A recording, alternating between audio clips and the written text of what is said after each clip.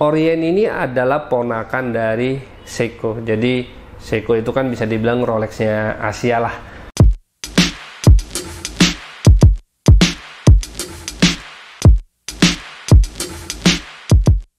Halo semua, selamat datang lagi di channel Arloji. Hari ini gue akan ngebahas jam tangan yang udah pernah gue janjiin sebelumnya di sejarahnya Orient, yaitu jam tangan Orient Kano. Jadi karena gue hanya punya jam tangan Orient Kano, jadi gue bahasnya Orient Kano.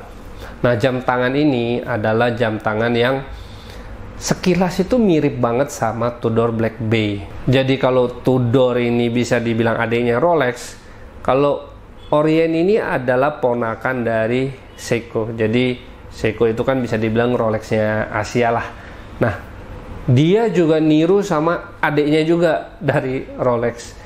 Tapi kalau lu lihat lebih jauh lagi, sebenarnya yang sama itu cuman warna bezelnya ini doang.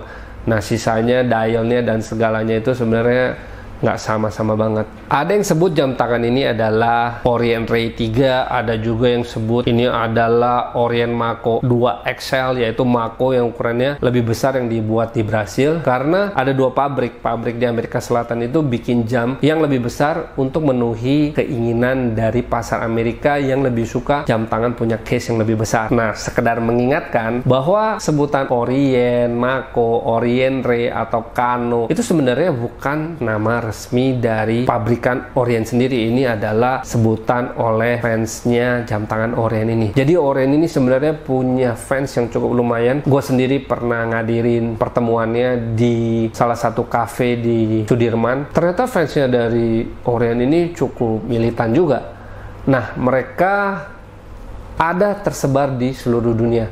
Setiap Orient keluarin produk, mereka akan kasih nama-nama julukan. Nah, karena nama julukan ini tidak resmi, akhirnya tumpang tindih. Ada yang bilang Ray lah, ada yang bilang Mako lah. Akhirnya jam tangan ini disebut Kano. Asalnya dari mana gue sendiri juga nggak tahu.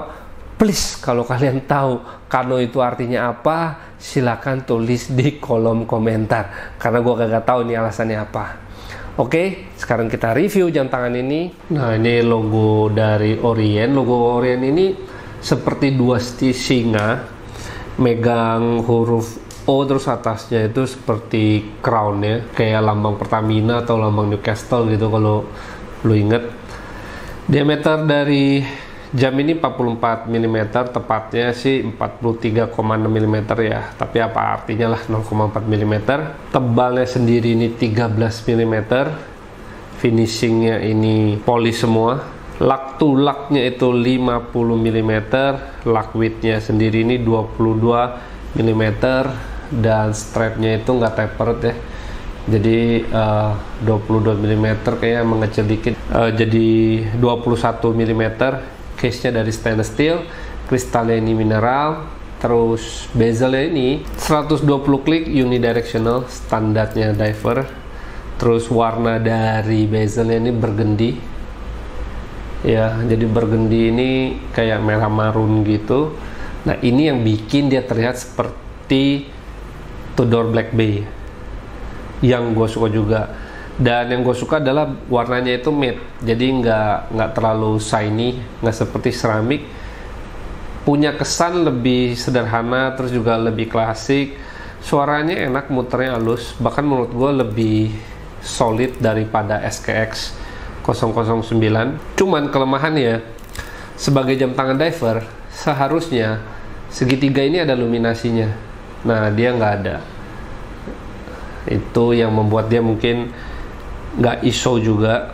Terus ada dial window, day sama date, atasnya itu ada dua garis, jadi sepertinya memperkuat posisi dari day date ini. Bawah logo Orient ini ada tulisan automatic, terus water resist 20 bar. Luminasinya cukup baik. Nah, jadi luminasinya seperti ini. Handnya itu sword, baik jam maupun menitnya. Terus ada ini panah, dan bagusnya di detik ini sampai di ujung, jadi kita kelihatan sampai ke markernya.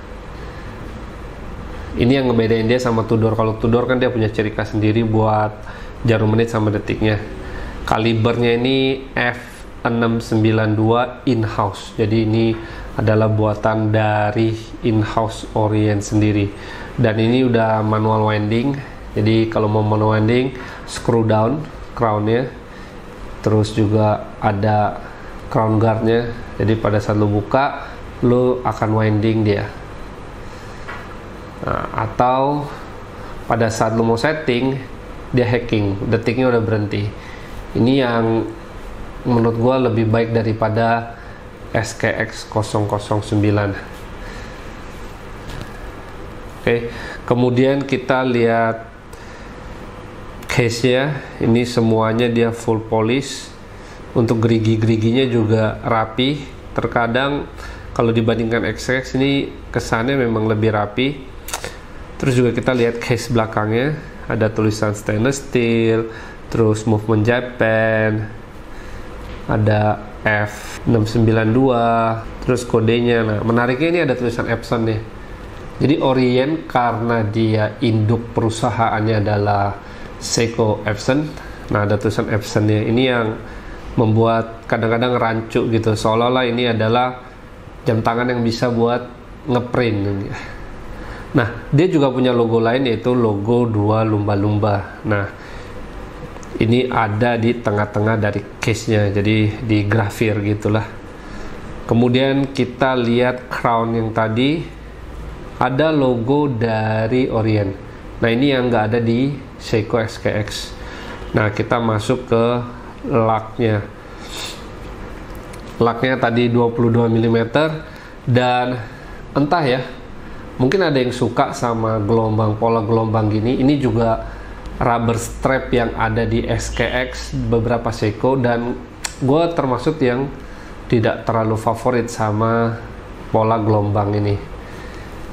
Kita lihat clasp-nya, ada tulisannya Orient stainless steel. Nah, bagian bawah dari strapnya ini kayak bentuk apa namanya, sidik, biar nggak gampang slip, atau ini biar nggak licin. Tapi kelemahannya adalah ini punya kemampuan lain, yaitu nyimpen daki banget ya. Nah, kita lihat dari ujungnya strap satu lagi, ini ada logo dari lumba-lumbanya juga. Nah, kalau lu lihat ada jalan putus gini, ini gunanya pada saat lu masukin ke sini, logonya lo keluarin biar pas. Nah, jadi dia agak-agak nahan gitu.